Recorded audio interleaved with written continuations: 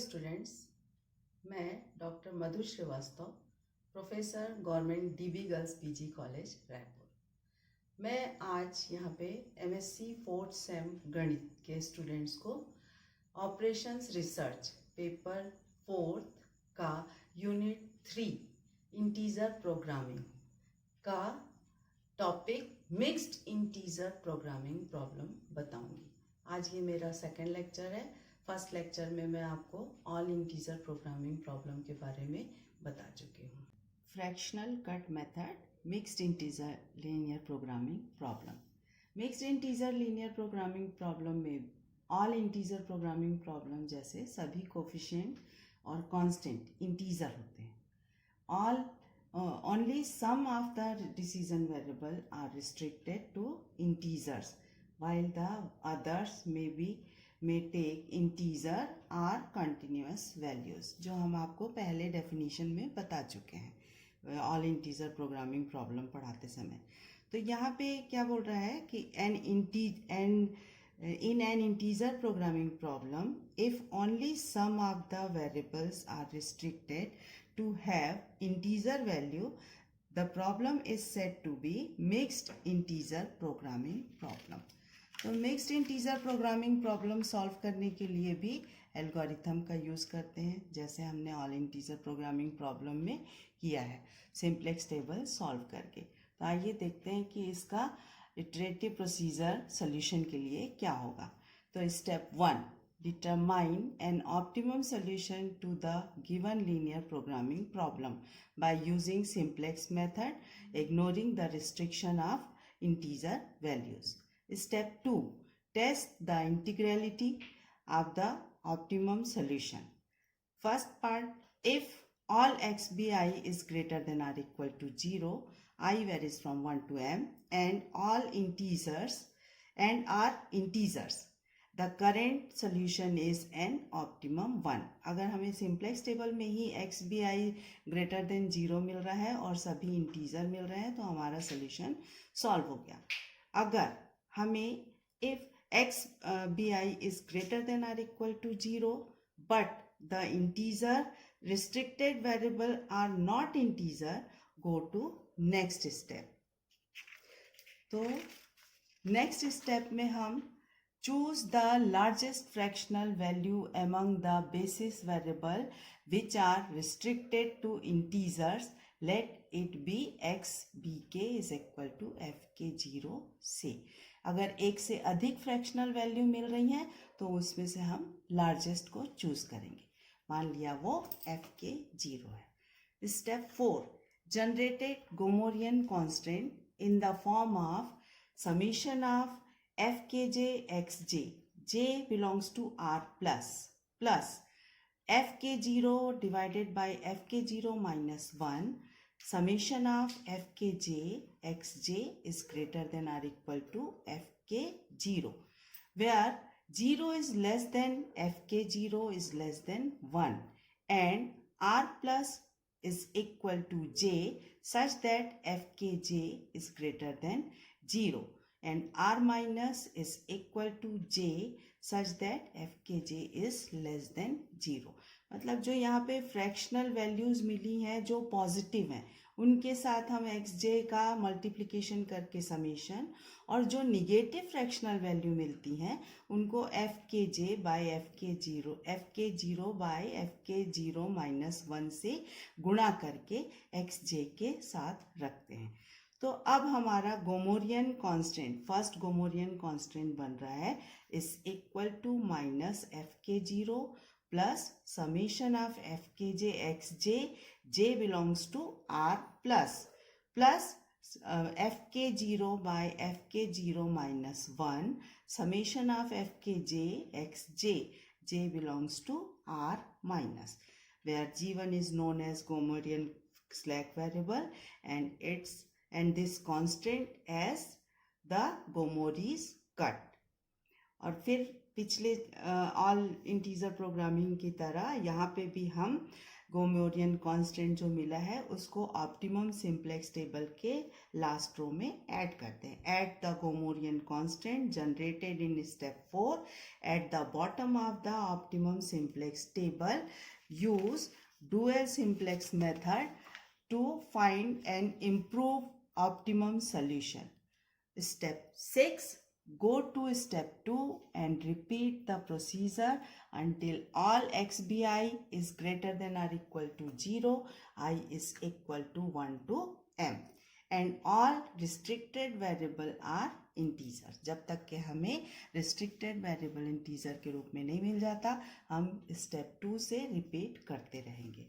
तो आइए इसका कुछ एग्जाम्पल्स देख लेते हैं. एग्जाम्पल आपको मिलेगा solve the following mixed integer programming problem. वहाँ पे मिलेगा ऑल इंटीजर प्रोग्रामिंग प्रॉब्लम जो हम पहले लेक्चर में कर चुके हैं. यहाँ पे है mixed integer programming problem using Gomory cutting plane method. सवाल दिया हुआ है maximise Z is equal to x1 plus x2 subject to the constants 3x1 plus 2x2 is less than or equal to 5, x2 is less than or equal to 2, x1, x2 is greater than or equal to 0 and x1 is an integer. यहाँ पे x1, x2 दो variable दिए हुए हैं और दोनों का value बोल रहा है ग्रेटर देन और इक्वल टू 0. पर यहाँ पे एक और कंडीशन है कि x1 इज एन इंटीजर. जो हमारा ऑप्टिमम सॉल्यूशन मिलेगा उसमें x1 का इंटीजर होना जरूरी है.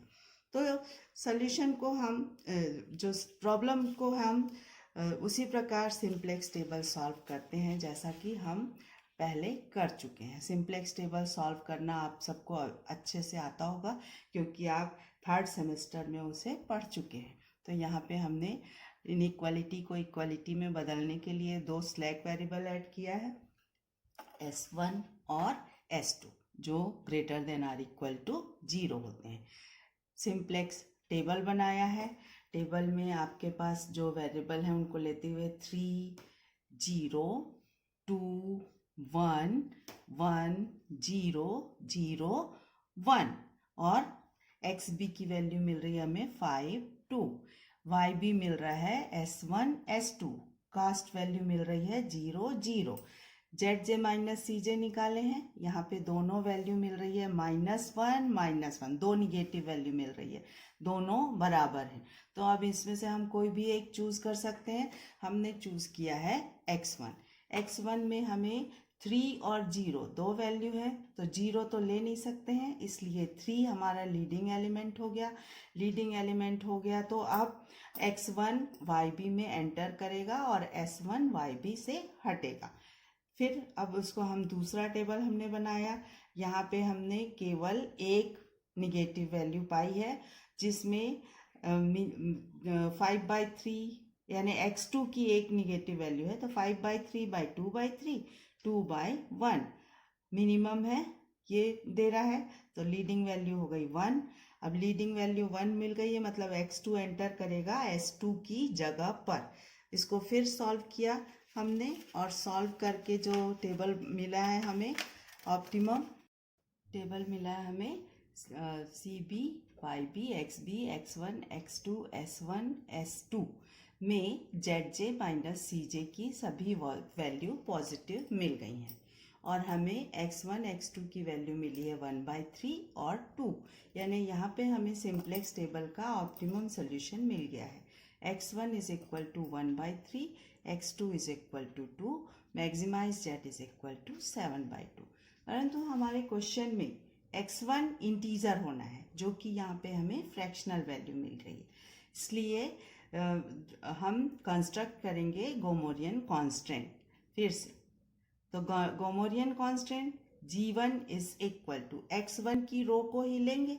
g1 is equal to -1/3 plus 0 x1 plus 0 x2 plus 1/3 s1 और -2/3 है तो -2/3 निगेटिव के लिए हम पहले बता चुके हैं आपको fk0 बाय fk0 -1 तो यहाँ fk0 हमारा हो रहा है 1/3 1/3 बाय 1/3 -1 इंटू -2/3 s2 सॉल्व करने पे हमें मिल रहा है -1/3 plus 0x1 plus 0x2 plus 1/3s1 plus 1/3s2। और इस कोमोरियन कांस्टेंट को हम इस ऑप्टिमम टेबल के बॉटम में ऐड कर देंगे। और ऐड कर देने पर हम देख रहे हैं कि XB की वैल्यू ये निगेटिव आ रही है, तो इसको फिर डुअल सिंप्लेक्स मेथड से सॉल्व करेंगे। डुअल सिंप्लेक्स मेथड से सॉल्व करने पर मैक्सिमम ऑफ 1/3 बाई -1/3 1/3 बाई -1/3, ये यहाँ पे हमें इक्वल वैल्यू दे रहा है -1 -1। तो फिर यहाँ पे भी हम कोई भी एक चूज कर सकते हैं, तो हमने चूज किया है S1 को। अब S1 को चूज किया है मतलब S1 एंटर करेगा G1 की जगह पर, और -1/3 हमारा हो गया लीडिंग एलिमेंट। और उसको लेते हुए हमने मॉडिफाइड टेबल बनाया है।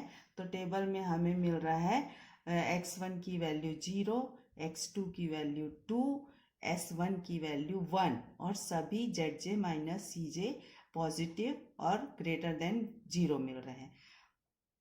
तो यहाँ पे हमें इंटीजर x1 की इंटीजर वैल्यू मिल रही है, क्योंकि यहाँ पे x1 इज इक्वल टू 0 मिल गया है, x2 2 है, maximise z is equal to 2 है, जो हमारा ऑप्टिमम सोल्यूशन देगा। आइए एक और क्वेश्चन देख लेते हैं। इस क्वेश्चन में हमने 3 वेरिएबल लिया है और सवाल का रूप है solve the following mixed integer programming problem. सवाल है maximise z is equal to -3x1 plus x2 प्लस 3x3 subject to constants -x1 plus 2x2 plus x3 is less than or equal to 4, 4x2 minus 3x3 is less than or equal to 2, x1 minus 3x2 plus 2x3 is less than or equal to 3, x1, x2, x3 is greater than or equal to 0 and x1, x3 are integers। यहाँ पे हमें 2 variable को दे रहा है कि ये integer है, x2 के लिए कुछ भी नहीं बोल रहा है। तो अब वैसे ही सिंप्लेक्स टेबल बनाने के लिए पहले हम इनइक्वालिटी को चेंज करें, स्लैक वेरिएबल ऐड करें, स्लैक वेरिएबल ऐड करने के बाद हम सिंप्लेक्स टेबल बनाएं और सिंप्लेक्स टेबल को सॉल्व करें। सॉल्व करने के लिए यहाँ पे हमें मिल रहा है -1 और -3, 2 निगेटिव वैल्यू मिली है जिसमें हम मोस्ट निगेटिव वैल्यू ले रहे हैं। तो x3 एंटर करेगा YB में, किसकी जगह पर करेगा, तो मिनिमम ऑफ 4/1 और 3/2, दैट इज 3/2, यानी 2 हमारा लीडिंग एलिमेंट हो गया। ये निगेटिव वैल्यू है इसलिए हम इसको इग्नोर करते हैं। तो अब 2 हमारा लीडिंग एलिमेंट हो गया, यानी S3 की जगह पर x3 एंटर करेगा। नया टेबल बना हमारा, नए टेबल को हमने सॉल्व किया। सॉल्व करके अब हमें x2 की एक वैल्यू निगेटिव मिल रही है, तो x2 एंटर करेगा YB में, किसकी जगह पर करेगा, तो चूंकि -1/2 -3/2 दोनों निगेटिव हैं इसलिए यही एक लीडिंग एलिमेंट होगा 7/2, मतलब S1 की जगह पर x2 एंटर करेगा। एंटर करने पर जो हमने सॉल्व किया तो हमें मिला ZJ माइनस CJ पूरा positive is greater than or equal to 0। XB की वैल्यू भी हमें पूरी पॉजिटिव मिल गई है। हमारे क्वेश्चन में है x1 और x3 दो इंटीजर होना चाहिए सोल्यूशन में। तो जब यहाँ पे x1 तो है नहीं इसलिए x1 की वैल्यू 0 हो गई, x3 की वैल्यू मिल रही है 18/7 जो कि फ्रैक्शनल वैल्यू है। तो 18/7 को हम तोड़ें, स्प्लिट करें इंटीजर और 4/7 फ्रैक्शनल वैल्यू में। तो x3 की रो को लेते हुए हम गोमोरियन कांस्टेंट बनाएंगे। गोमोरियन कांस्टेंट के लिए हम आपको x3 के लिए टेबल दिखा दें यहाँ पे कि ये देखिए जो G1 बना रहे हैं x3 18/7 टूट रहा है 4/7 में, -1/7 है तो -1/7 को हम लिखेंगे 4/7 बाय 4/7 -1 इंटू -1/7। x1 x2 में 0 है, यहाँ पे कोई फ्रैक्शनल वैल्यू नहीं है तो 0x2 प्लस x3 में 1 है, कोई फ्रैक्शन नहीं है तो यहाँ पे 0x3 plus 3/7 S1 plus 0 S2 और प्लस 2/7 S3। इसी को सॉल्व किया है हमने तो g1 is equal to -4/7 plus इसको सॉल्व करने पे हमें मिल रहा है 4/21 x1 plus 0x2 plus 0x3 plus 3/7 s1 plus 0s2 plus 2/7 s3। अब इसे हमें सिंप्लेक्स टेबल के लास्ट रो में ऐड करना है। ऐड किया, g1 की xb की वैल्यू निगेटिव आई है, इसलिए dual simplex method. Dual simplex method में maximum of 15/7 by -4/21, 11/7 by -3/7, 5/7 by -2/7। तो मैक्सिमम वैल्यू हुई -5/2। That is leading element is -2/7 and S3 enter in the column of YB, G1 leave the basis. Then solve this table, we get x2 is equal to 1, s2 is equal to 4, x3 is equal to 2, s3 is equal to 2 and all zj minus cj is greater than or equal to 0. Then we get optimum solution. x1 is not present in yb, therefore x1 is equal to 0 and x3 is equal to 2, जो कि हमें मांगा गया था कि x1 और x3 integer होना चाहिए। यहाँ पे हमें x1 x3 इंटीजर मिल गए हैं, तो required solution is x1 is equal to 0, x2 is equal to 1 and x3 is equal to 2, maximise z is equal to 7। यह हमारा सोल्यूशन हुआ।